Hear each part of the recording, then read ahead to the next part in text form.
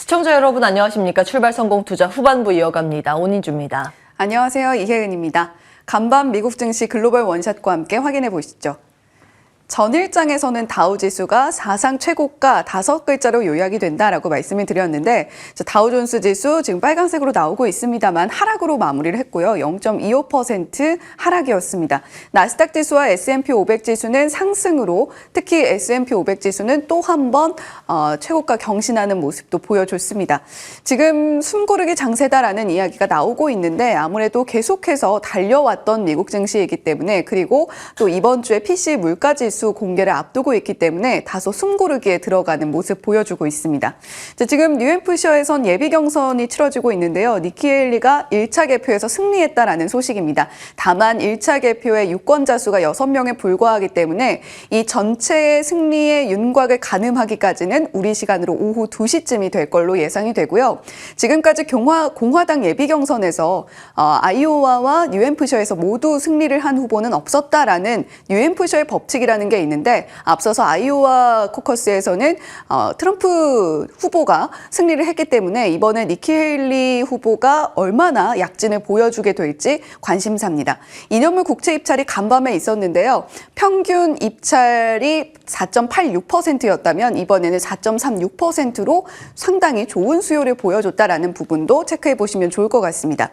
1월 소비자 심리 지수가 101.6으로 나타났는데요. 2달 연속 오름세를 보여주고 있습니다. 소비자 심리가 상당히 나아지고 있다는 것이 이렇게 지표로서 나타나고 있고요. 달러 인덱스의 흐름이 우리 시장에 많은 영향을 미치기 때문에 계속해서 주시할 수밖에 없는데 6주 만에 최고치를 터치했습니다. 이 배경에는 BOJ의 결정도 있었고요. 다만 조금 내림세를 보이면서 103.58달러 선에서 거래를 마치는 모습 보여줬습니다. 유가는 조금 소폭 내림세를 보여줬는데 상하이 운임 컨테이너 지수가 상당히 계속해서 고공행진을 하고 있습니다. 1.5% 오르면서 2022년 9월 이후로 최고치를 기록하는 모습도 보여주고 있습니다. 간밤에 다우지수를 끌어내렸던 많은 종목들이 있습니다만 그중에서도 3M 가지고 왔습니다. 컨센서스는 상회하는 모습을 보여줬습니다만 앞으로의 연간 가이던스가 좀 아쉽게 제시가 되면서 무려 11% 빠지는 모습을 보여줬고요. 알리바바와 같은 중국 관련주들이 상승했습니다. 특히 알리바바 한 8%가량 상승하는 모습을 보여줬는데 잠시 후에 조금 더 자세하게 짚어보도록 하겠습니다.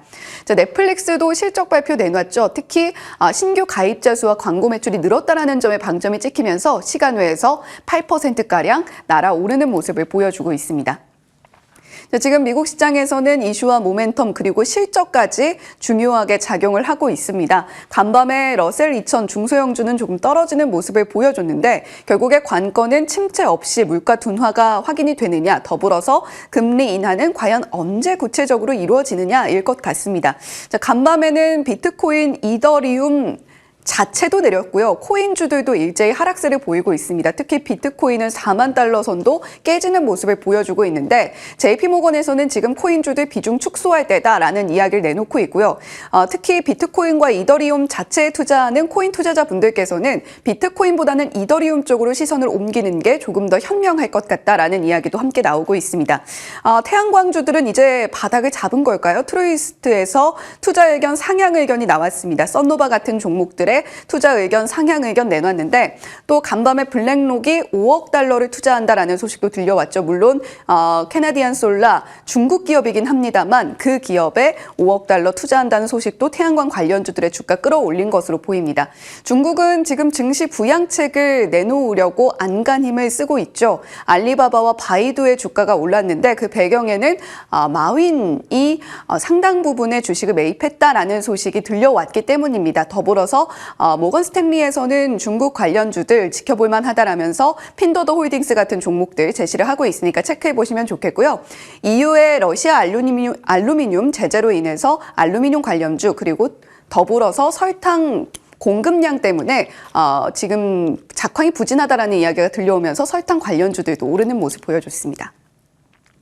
지금 실적 장세 개진이 되고 있습니다. 실적에 웃었던 기업들 버라이즌, 프록터앤갬블, 유나이티드 항공, ITX 그룹 같은 종목들이 있겠는데요.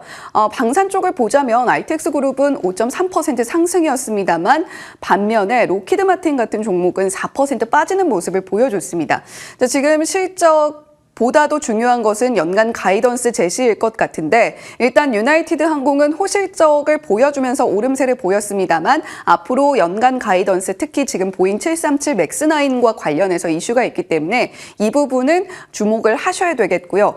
실적에 특히 아쉬웠던 그룹 중에서 텍사스 인스트루먼트 보셔야 될 것 같습니다. 반도체 쪽과 관련이 있는데 또 오늘 장 전에 ASML도 실적 발표가 있기 때문에 ASML 실적과 텍사스 인스트루먼트가 과연 반도체의 업황 개선과 관련해서 어느 쪽을 가리키게 될지 보시면 좋을 것 같습니다. 존슨앤존슨도 실적 발표 이후에 좀 주가가 내림세를 보여줬는데요.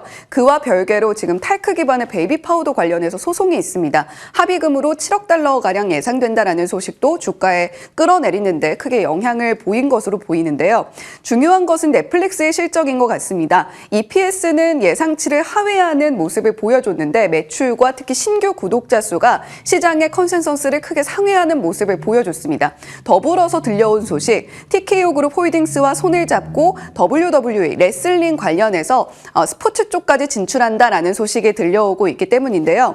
계약 기간은 최초 10년에 연장 10년, 넷플릭스의 상당히 우호적인 조건으로 계약이 체결이 됐습니다. 이로 인해서 연간에 1,750만 명의 고유 시청자 수를 확보할 수 있다라는 이야기도 함께 제시가 되고 있으니까요. 넷플릭스의 주가 그리고 오늘은 스포츠 콘텐츠 관련해서도 한번 보시면 좋을 것 같습니다.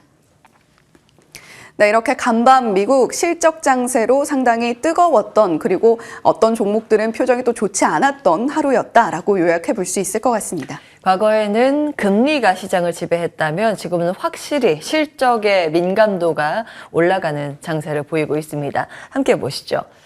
자, 어제 우리 시장 한번 볼까요? 중국 덕분에 이게 웬일이에요? 한번 웃었습니다. 어제 일본 증시는 떨어졌거든요. 사실은 그 전까지만 하더라도 35년 내 최고치 행진을 이어갔기 때문에 언제 하락해도 이상할 게 없는 시장 분위기였습니다. 그걸 생각하면 이거 빠진 것도 아니죠. 사실 어제 BOJ 영향을 받았는데 우에다 BOJ 총재가 기자회견 들어가기 전에 시장이 맞췄기 때문에 약세로 전환되면서 마감이 됐습니다. 중화권 증시가 굉장히 강했죠. 늘 보면 일본이랑 중국 딱 그 사이에 움직임을 보이고 있는 최근 한국 증시입니다.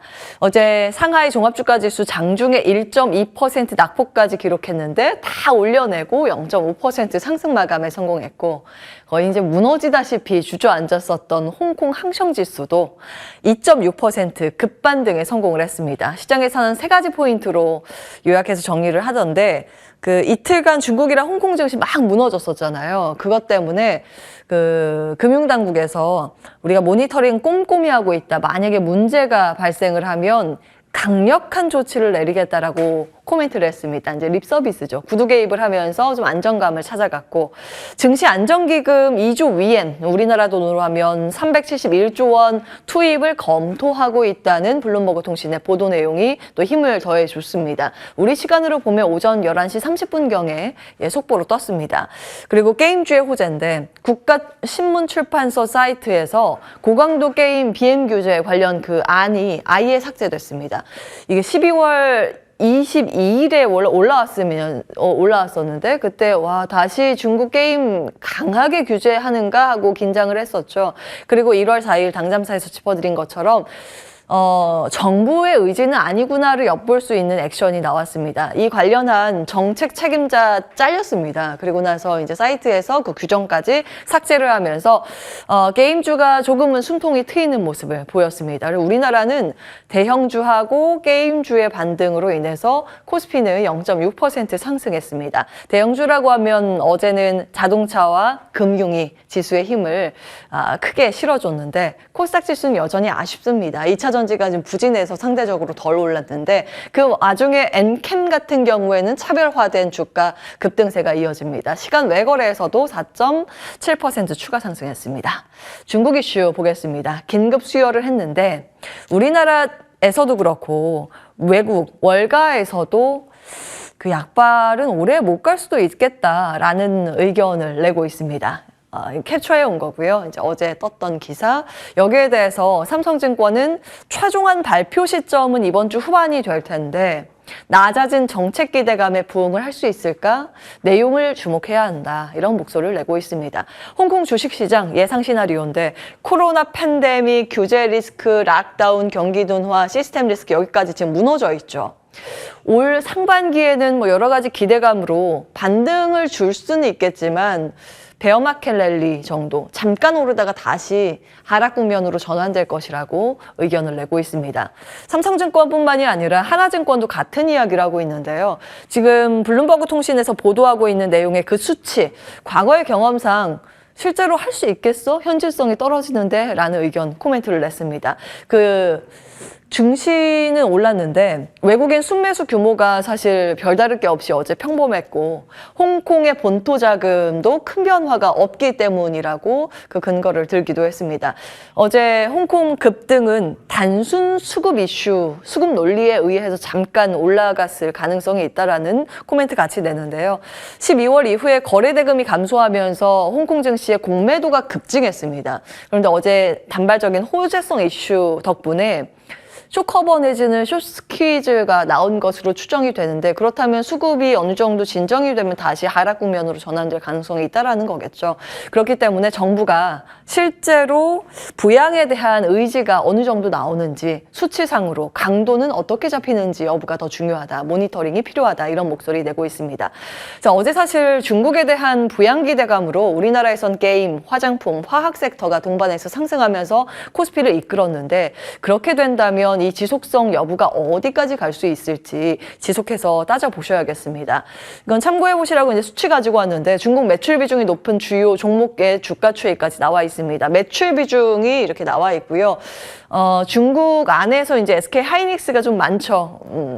공장이 디램하고 낸드 두 개 다 가지고 있어서 그렇습니다. 다만 이들 반도체는 최근 들어서 중국보다는 미국 쪽으로 매출 비중이 좀 늘어나고 있습니다. 고부가 가치인 HBM에 대한 이슈가 따로 있기 때문에 그 점은 감안해서 보셔야겠고요. 각각의 비중들도 한번 체크해 보실 필요는 있겠습니다. 최근 종목의 움직임, 섹터 로테이션이 전개되고 있는데 혼탁하다 이렇게 표현을 해봤습니다. 어제 보실까요? 어제 올랐던 섹터, 금융, 해운, 화장품. 중국의 영향이고 그리고 통신, 전기전자 섹터는 밀렸습니다. 반도체는 일부 차익 실현 매물 출회가 좀 나왔었는데 시장의 분위기를 보면 전체적으로 지수 대표적인 성격의 종목들이 꾸준히 계속 한 방향을 가는 것도 아니고 전체적으로 섹터가 다 좋은 분위기를 내는 것도 아닙니다. 일부 종목들이 두더지 잡기식으로 왔다 갔다 하면서 섹터 로테이션을 나타내고 있죠. 어제 시간 외에 상승 특징주를 보셔도 정말 테마성의 움직임의 대표 주자들이 움직였다는 걸 확인해 보실 수 있습니다.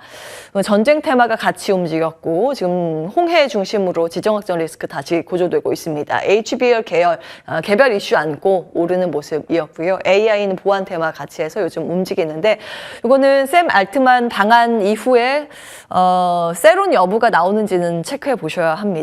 자, 왜 이렇게 섹터 로테이션이 조금은 지저분한 흐름을 보이고 있을까요? 추가적으로 투자금이 더 안 들어올 가능성이 있기 때문입니다. 추가적인 자금 유입이 지금 부재한데 증시 주변 자금이라고 볼 수 있는 고객 예탁금 한때는 59조 원까지 올라갔습니다. 그런데 지금은 어제 기준으로 볼 수 있는 데이터는 50조 원 밑으로 살짝 내려갔습니다.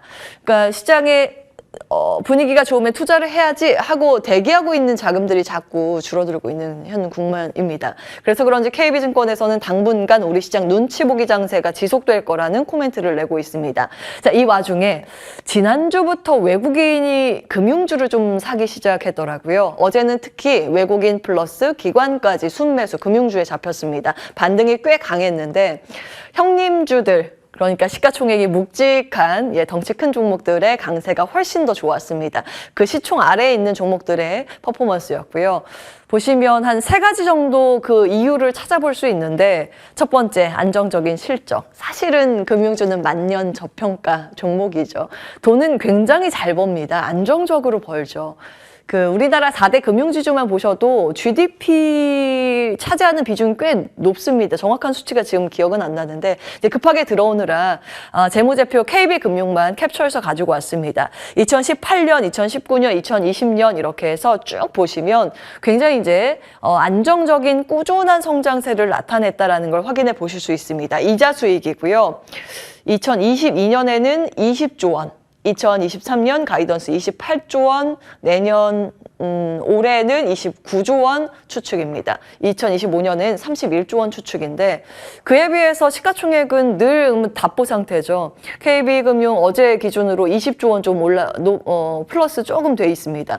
PBR이 아니라 PER 기준으로 4.5배인데 거의 4배에서 5배 거의 대부분의 금융주주가 이 정도 됩니다. 그러니까 외국인이 봤을 때는 실적은 안정적이라서 크게 흔들릴 필요는 없겠다라는 것과 플러스 알파가 있어야 하는데 그 플러스 알파가 최근 배당까지 더해지고 있습니다. 잠시 후에 좀 자세히 체크를 해보도록 할 텐데 이 점도 사실은 좀 생각해 볼 수 있는 지점인데요. 1월부터 꾸준히 체크해드리고 있죠. 토스가 상장 절차에 들어갔는데 몸값이 15조에서 20조 원 정도로 평가를 받고 있습니다. 비슷한 플랫폼을 가지고 있는 게 카카오뱅크, 카카오페이죠. 이렇게 토스가 비싸게 책정되는데 그럼 이거 싸다 이런 논리도 일부 있었을 겁니다. 그래서 보시면 어제 카카오뱅크페이 두 종목이 가장 시세가 좋기는 했습니다. 이제 본질적인 실적과 배당 이슈 한번 들어가 보겠습니다. 배당은 한 가지 이제 변수가 있습니다. 지금 과도기인데 지난해 처음 도입이 된 거죠. 배당 선진화 방안. 금융위에서 지금 권고를 하고 있는데 일부 기업들만 채택하고 있습니다. 금융권에서 이제 많이 도입을 하고 있는 상황이죠.